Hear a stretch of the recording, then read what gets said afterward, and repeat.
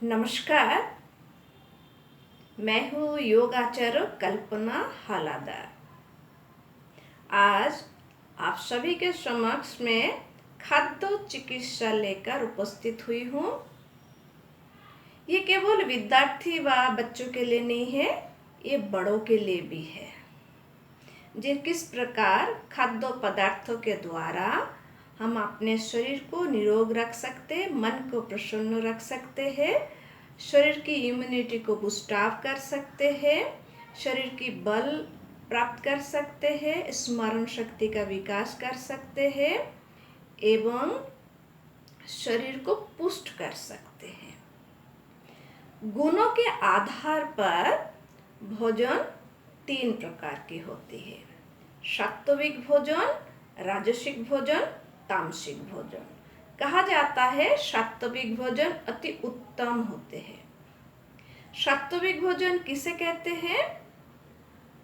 जो भोजन लेने के बाद शरीर में लंबे समय तक टिके रहे, शरीर को पुष्ट करे, शरीर को निरोग रखने वाला हो, मन को प्रसन्न रखने वाला हो, शरीर को बल देने वाला हो, स्मरण शक्ति का विकास करने वाला हो, बुद्धि का विकास करने वाला हो, ऐसा भोजन को सात्विक भोजन कहते हैं। सात्विक भोजन के रूप में क्या क्या चीज होती है? ऋतु के अनुसार और जिस जगह पर हम रहते हैं उसके अनुसार जो साग सब्जी, फल, अनाज आदि प्राप्त होते हैं, उस भोजन को ही हमें ग्रहण करना चाहिए। तो ऋतु 6 होती है: ग्रीष्म ऋतु, वर्षा ऋतु, शरद ऋतु, हेमंत ऋतु, शिशिर ऋतु एवं बसंत ऋतु। तो ऋतु के अनुसार जो फल, सब्जी, अनाज होते हैं उसे अगर ग्रहण किया जाए तो इस प्रकार के लाभ हमें प्राप्त होते हैं। इसीलिए कहा जाता है सात्विक भोजन ग्रहण करना चाहिए। जैसे गाय के दूध, घी, शहद अर्थात मिठाई के रूप में मधु, जो मधुमक्खी पराग से संग्रह करके मधु का निर्माण करते हैं, ये एक प्रकृति प्रदत्त मिठाई है। मिठाई के रूप में और भी है खांड, बूरा।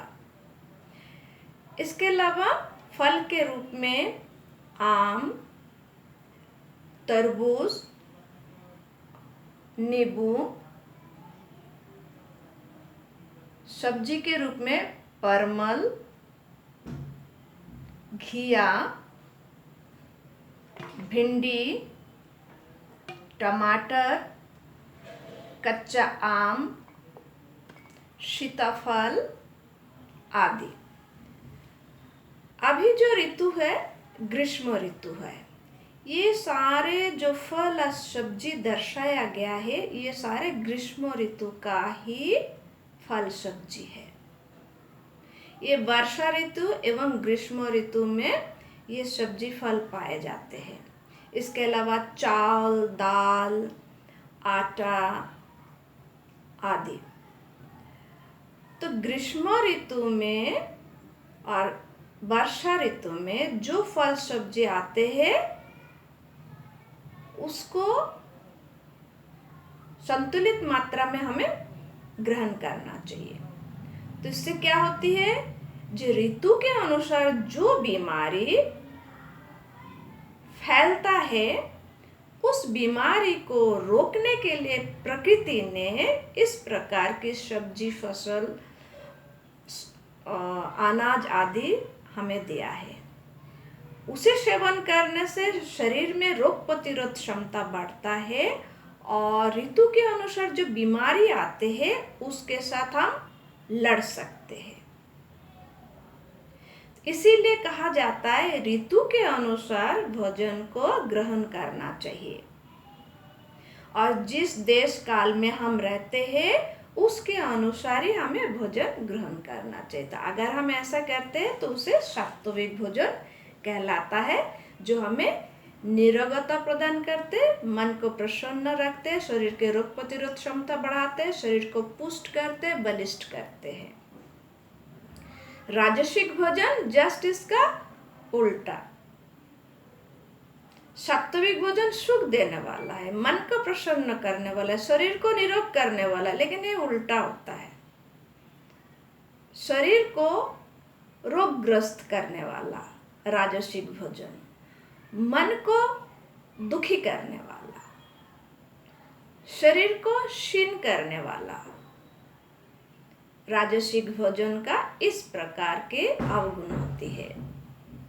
और तामसिक वो और भी गए गुजरे होती है, दुर्गंध युक्त, बासी, सड़ा गला आदि, जो हमें ऐसा क्रॉनिक डिजीज देते हैं, मन को दुखी तो करते ही है, अज्ञानता को बढ़ाते हैं, बुद्धि भ्रष्ट करने वाला होता है। इसीलिए कहा जाता है सात्विक भोजन अति उत्तम है। विद्यार्थी तथा बच्चों को तथा बड़ों को सात्विक भोजन करना चाहिए। अब ये जितने सारे ये जो फल सब्जी अनाज है, ये जमीन पे उगता है, अर्थात मिट्टी पर उगता है, इसका लता, इसका पेड़, इसका पौधा। तो कहा जाता है इसमें जो न्यूट्रिशन पाए जाते हैं, 6 न्यूट्रिशन पाए जाते हैं: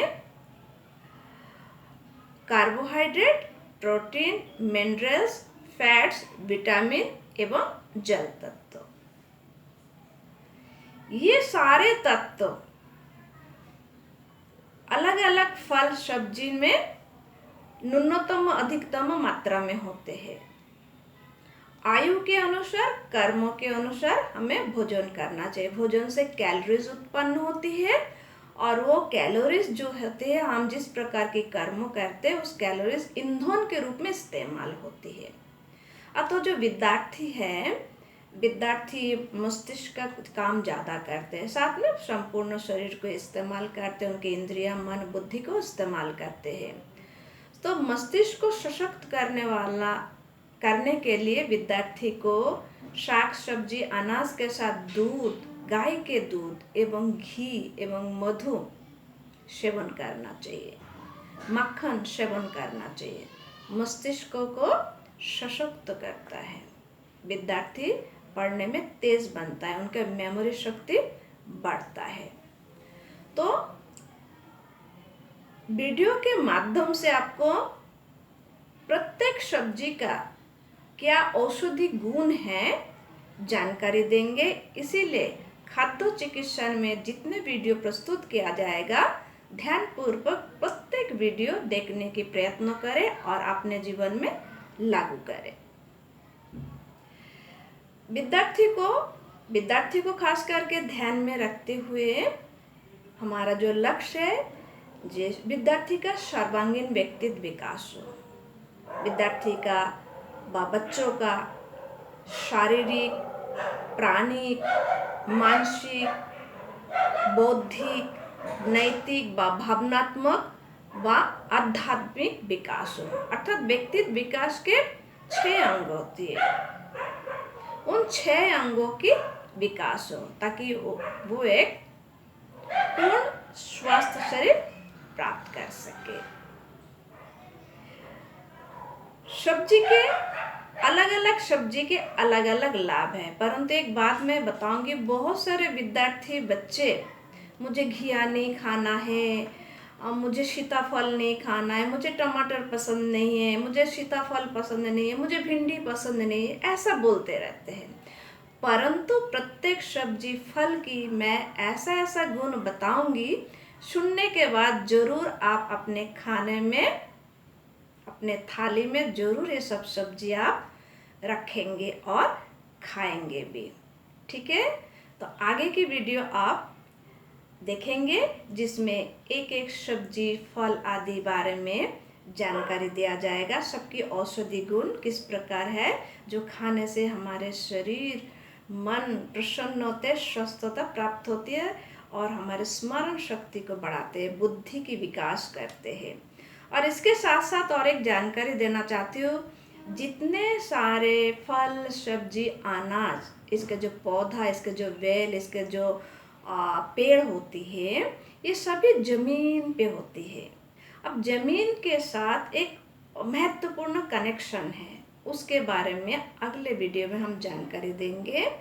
कहा जाता है जो सब्जी में बा अनाज में बा खाने योग्य पेय बा पदार्थ में जो प्रोटीन पाए जाते हैं, उस प्रोटीन को वैज्ञानिकों ने देखा, उस प्रोटीन के अंदर क्या क्या चीज़ रहते हैं। ऑक्सीजन रहते हैं, हाइड्रोजन रहते हैं, नाइट्रोजन रहता है एवं कार्बन रहता है। उसी प्रकार जल में भी रहता है, उसी प्रकार विटामिन में भी रहता है। और फैट्स, कार्बोहाइड्रेट में रहता है ऑक्सीजन, नाइट्रोजन एवं कार्बन। इसके अलावा लवण में 20 प्रकार के खनिज पदार्थ पाए जाते हैं। ये सारे पदार्थ, ये जो 24 प्रकार की मैंने जो तत्व बताया है पदार्थ में पाए जाते हैं, सारे के सारे तत्व मिट्टी में पाए जाते हैं। अब मिट्टी में कैसे पाए जाते हैं उसका जानकारी नेक्स्ट वीडियो में हम देंगे। निश्चित रूप में खाद्य चिकित्सा की जो वीडियो की क्रम है आप देखेंगे और इसके बारे में जानकारी लेंगे। जब व्यक्ति को जानकारी प्राप्त हासिल होती है कोई भी विषय वस्तु पर, आप खाद्य के बारे में जानकारी लेंगे तो खाना के प्रति रुचि बढ़ता है, उत्साह बढ़ता है। और जब रुचि और उत्साह बढ़ता है और उसके अनुसार अगर वो भोजन को सेवन करते हैं, निश्चित रूप में वो निरोग होते हैं, उनके मन प्रसन्न होते हैं, शरीर में बल प्राप्त होते हैं, उनके स्मरण शक्ति का विकास होती है। ठीक है। और भोजन में 3 प्रकार की रस होती है। एक है निस्सार। निस्सार माने जो हम भोजन को ग्रहण करते हैं शरीर में जाकर 3 हिस्सा में बांट जाते हैं। एक निस्सार होती है जो मल के रूप में निकाल जाते हैं। एक सार होते हैं जो हमारे शरीर के मांस आदि को निर्माण करते हैं। और एक सूक्ष्म होती है जो हमारे मन को निर्माण करते हैं। कितना गहराई बात है ना। क्या कहा जाता है, ये हमारे शास्त्रों में लिखी हुई है। जे भोजन ग्रहण करने के बाद हमारे जो पाकस्थली में जाते हैं उसमें जब पचता है, पचने के बाद वो 3 हिस्सा में बढ़ जाता है। एक निस्सार वाला अंश है जो मल के रूप में बाहर निकाल जाता है, और एक सार वाला हिस्सा है वो हमारे शरीर के मांस आदि का निर्माण करते हैं, और एक सूक्ष्म वाला हिस्सा है जो हमारे मन को निर्माण करते हैं। इसलिए मन को अन्नमय कोश के अंतर्गत रखा गया है। नेक्स्ट वीडियो की ओर आप रुख करेंगे। नमस्कार इस वीडियो के लिए, फिर आप नेक्स्ट वीडियो के लिए इंतजार करें। नमस्कार।